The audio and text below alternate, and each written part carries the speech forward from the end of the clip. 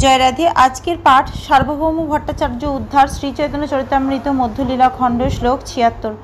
কহেন যদি পুনরপি যোগপট্ট দিয়া সংস্কার করিয়ে উত্তম সম্প্রদায়ে আনিয়া, শুনি গোপীনাথ মুকুন্দ দুহে দুঃখী হইলা। গোপীনাথাচার্য কিছু কহিতে লাগিলা, ভট্টাচার্য তুমি ইহার না জানো মহিমা, ভগবত্তা লক্ষণে ইহাতেই সীমা। তাহাতে বিখ্যাত ইহ পরম ঈশ্বর, অজ্ঞস্থানে কিছু নহে বিজ্ঞের অভিগোচর।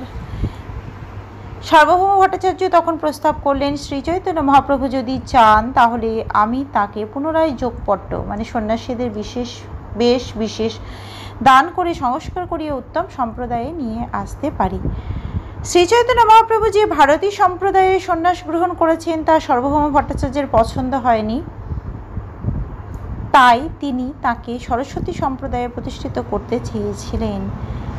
প্রকৃতপক্ষে তিনি শ্রীচৈতন্য মহাপ্রভুর পরিচয় জানতেন না। পরমেশ্বর ভগবান রূপে শ্রীচৈতন্য মহাপ্রভু উচ্চ বা নিম্ন সম্প্রদায়ের উপর নির্ভরশীল ছিলেন না। পরমেশ্বর ভগবান সর্বাবস্থাতেই পরম স্তরে অধিষ্ঠিত। সেই কথা শুনে গোপীনাথ আচার্য এবং মুকুন্দ দত্ত অত্যন্ত দুঃখিত হলেন। গোপীনাথ আচার্য তখন সার্বভৌম ভট্টাচার্যকে বলতে লাগলেন, ভট্টাচার্য তুমি ইহার না জানো মহিমা, ভগবত্তা লক্ষণের ইহাতেই সীমা। ভট্টাচার্য মশাই, আপনি শ্রীচৈতন্য মহাপ্রভুর মহিমা জানেন না। পরমেশ্বর ভগবানের সমস্ত লক্ষণগুলি এর মধ্যে সর্বতভাবে বিরাজ করছে। সার্বভৌম ভট্টাচার্য ছিলেন নির্বিশেষবাদী, তাই নির্বিশেষ ব্রহ্মজ্যোতির অতীত পরম তত্ত্ব সম্বন্ধে তার কোনো ধারণাই ছিল না। কিন্তু গোপীনাথ আচার্য তাকে বলেছিলেন যে শ্রীচৈতন্য মহাপ্রভু হচ্ছেন পরমেশ্বর ভগবান। শ্রীমদ্ ভাগবতে বিশ্লেষণ করা হয়েছে, যারা তত্ত্ববেত্তা তারা পরম তত্ত্বকে তিনটি সংজ্ঞায় সঙ্গীত করেন। বদন্তি তত্ত্বত্ব বিদস্ততং যজ জ্ঞানম মদয়ম ব্রহ্মেতি পরমাত্মাতি ভগবান ইতি শব্দতে। যারা তত্ত্ববিদ তারা অদ্বয় পরমাত্মাকে ব্রহ্ম, পরমাত্মা এবং ভগবান এই তিনটি সংজ্ঞায় সঙ্গীত করেন। পরমেশ্বর ভগবান ঐশ্বর্যপূর্ণ। গোপীনাথ আচার্য সার্বভৌম ভট্টাচার্যকে বলেছিলেন যে এই ছটি ঐশ্বর্যপূর্ণ রূপে শ্রীচৈতন্য মহাপ্রভুর মধ্যে বিদ্যমান। গোপীনাথ আচার্য বললেন, শ্রীচৈতন্য মহাপ্রভু পরমেশ্বর রূপে বিখ্যাত। যারা অজ্ঞ তাদের পক্ষে এই তত্ত্বজ্ঞান উপলব্ধি করা কঠিন। শিষ্যগণ কহে ঈশ্বর কহ কোন প্রমাণে, আচার্য কহে বিজ্ঞ মত ঈশ্বর লক্ষণে। শিষ্য কহে ঈশ্বর তত্ত্ব সাধি অনুমানে, আচার্য কহে অনুমানে নহে ঈশ্বর জ্ঞানী। সার্বভৌম ভট্টাচার্য শিষ্যেরা তখন প্রশ্ন করলেন, কোন প্রমাণে আপনি শ্রীচৈতন্য মহাপ্রভুকে পরমেশ্বর ভগবান বলেছেন? গোপীনাথ আচার্য উত্তর দিলেন, পরমেশ্বর ভগবানের তত্ত্ব সম্বন্ধে অভিজ্ঞ আচার্যেরা যে লক্ষণ উল্লেখ করে গেছেন সেই প্রমাণে। শ্রীচৈতন্য মহাপ্রভুর আবির্ভাবের পর ভারতবর্ষে বহু ভণ্ড অবতারের আবির্ভাব হয়েছে, যাদের কোনো শাস্ত্রসম্মত প্রমাণ নেই। 500 বছর আগে সার্বভৌম ভট্টাচার্যের শিষ্যেরা, যারা সকলে ছিলেন পণ্ডিত, তারা যথাযথভাবে গোপীনাথ আচার্যের কাছে শ্রীচৈতন্য মহাপ্রভুর ভগবত্তার প্রমাণ চেয়েছিলেন। কেউ যদি বলে সে স্বয়ং ভগবান অথবা ভগবানের অবতার, তাহলে তার সেই দাবি প্রমাণ করার জন্য তাকে অবশ্যই শাস্ত্র প্রমাণ প্রদর্শন করাতে হবে। তাই সার্বভৌম ভট্টাচার্যের শিষ্যদের এ অনুরোধ যথাযথ। দুর্ভাগ্যবশত আজকাল শাস্ত্র প্রমাণ ব্যতীতই ভগবানের অবতার তৈরি করার একটা ফ্যাশন দেখা দিয়েছে। কিন্তু বুদ্ধিমান মানুষদের পক্ষে কাউকে ভগবান বলে মেনে নেওয়ার পূর্বে তার ভগবত্তার প্রমাণ সম্বন্ধে প্রশ্ন করা অবশ্যই কর্তব্য। সার্বভৌম ভট্টাচার্যের শিষ্যেরা যখন গোপীনাথ আচার্যকে প্রশ্ন করেছিলেন, তিনি তৎক্ষণাৎ যথাযথভাবে উত্তর দিয়েছিলেন। পরমেশ্বর ভগবান সম্বন্ধে জানতে হলে মহান আচার্যদের মতামত এবং প্রমাণে শরণাগত হতে হবে। শ্রীকৃষ্ণের ভগবত্তা প্রমাণিত হয়েছে ব্রহ্মা, নারদ, ব্যাসদেব, অসিত, অর্জুন আদি মহাজনদের উক্তিতে, তেমনি শ্রীচৈতন্য মহাপ্রভুর ভগবত্তাও প্রমাণিত হয়েছে এই সমস্ত মহাপুরুষদের উক্তিতে। তা পরে বিশ্লেষণ করা হবে। সার্বভৌম ভট্টাচার্যের শিষ্যরা বললেন, ঈশ্বর তত্ত্ব সাধিত হয় অনুমানের মাধ্যমে। গোপীনাথ আচার্য তখন উত্তর দিলেন, অনুমানের দ্বারা কখনো পরমেশ্বর ভগবানকে জানা যায় না। বিশেষ করে মায়াবাদী দার্শনিকেরা অনুমানের মাধ্যমে পরম তত্ত্বকে জানতে চায়। তারা যুক্তি দেখায় যে জড়জগতে আমরা দেখি যে সব কিছুরই সৃষ্টি হয়েছে।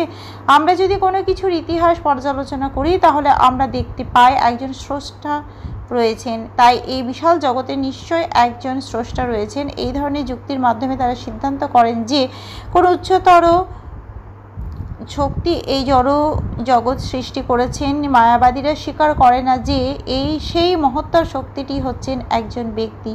তাদের অনুর্বর মস্তিষ্ক ধারণা করতে পারে না যে এই বিশাল জড়জগৎ কোনো ব্যক্তির সৃষ্টি করেছেন। তার কারণ হচ্ছে যখনই তারা কোনো ব্যক্তির কথা চিন্তা করেন তখনই তারা এই জড়জগতে ঘৃণিত শক্তি সম্পন্ন ব্যক্তির কথা ভাবেন।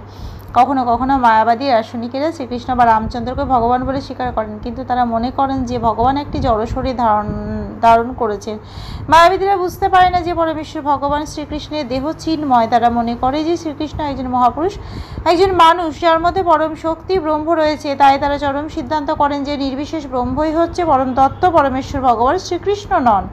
এটি হচ্ছে মায়াবাদ দর্শনের ভিত্তি। কিন্তু শাস্ত্র থেকে আমরা জানতে পারি যে ব্রহ্ম হচ্ছে শ্রীকৃষ্ণের দেহ নির্গত রশ্মি ছটা। যস্য প্রভা প্রভাবত জগদণ্ড কোটি কোটিম্বশেষ বসুধাদি বিভূতি বিনম তদ ব্রহ্ম নিষ্কলমন্তম অশেষভূতম গোবিন্দমাদি পুরুষং তমহং ভজামি। আদৌ পরমেশ্বর ভগবান গোবিন্দের ভজনা করি, যার দেহ নির্গত রশ্মি ছটা ব্রহ্মজ্যোতি নামে পরিচিত। সে অনন্ত, অশেষ এবং সর্বব্যাপ্ত ব্রহ্মজ্যোতি, অনন্ত কোটি ব্রহ্মাণ্ডের এবং অন্তহীন জীব নিচয়ের সৃষ্টির কারণ। মায়াবাদীরা বৈদিক শাস্ত্র পাঠ করে, কিন্তু তারা বুঝতে পারে না যে পরম তত্ত্ব জ্ঞানের চরম উপলব্ধি হচ্ছে পরমেশ্বর ভগবান শ্রীকৃষ্ণ। তারা স্বীকার করে যে জগতের একজন স্রষ্টা রয়েছেন, কিন্তু সেটি কেবল অনুমান মাত্র। মায়াবাদীদের বিচার হলো পর্বত বহ্নিমান ধূমা, অর্থাৎ ধূম দেখে বোঝা যায় যে সেখানে নিশ্চয় আগুন রয়েছে। ধোঁয়া দেখে যেমন সিদ্ধান্ত করা যায় যে আগুন রয়েছে, তেমনই মায়াবাদীরা সিদ্ধান্ত করে যে জগতে নিশ্চয় একজন স্রষ্টা রয়েছেন। সার্বভৌম ভট্টাচার্যের শিষ্যেরা শ্রী চৈতন্য মহাপ্রভু যে সমস্ত জগতের স্রষ্টা তার প্রমাণ চেয়েছিলেন এবং প্রমাণ সাপেক্ষে কেবল তারা তাকে সমস্ত সৃষ্টির আদি কারণ পরমেশ্বর ভগবান বলে স্বীকার করতে রাজি হয়েছিলেন। গোপীনাথ আচার্য উত্তর দিয়েছিলেন যে অনুমানের দ্বারা কখনো ভগবানকে জানা যায় না। সে কথা শ্রীকৃষ্ণ ভগবদ্গীতায় বলেছেন, নাহং প্রকাশ্য সর্বস্ব যোগ মায়া সমাবৃত মূঢ় হয়ং নাভিজানাতি লোক মামজ্জম বায়ম। মূর্খ এবং বুদ্ধিহীন লোকেদের কাছে আমি কখনো প্রকাশিত হই না, তাদের কাছে আমি আমার যোগ মায়ার দ্বারা আচ্ছাদিত থাকি। তাই মহাচ্ছন্ন জড়জগৎ অজ এবং অব্যয় রূপে আমাকে জানে না। পরমেশ্বর ভগবান অভক্তদের কাছে প্রকাশিত হন না, ভক্তরাই কেবল তাকে জানতে পারেন। শ্রীকৃষ্ণ ভগবদ্গীতায় বলেছেন, ভক্তা মাম জানাতি, ভক্তির মাধ্যমে কেবল আমাকে জানা যায়। ভগবদ্গীতাতে 4th অধ্যায়ে ভগবান বলেছেন, ভক্ত হস্যি মে সখা চেতি রহস্যং হেতু দুত্তমম।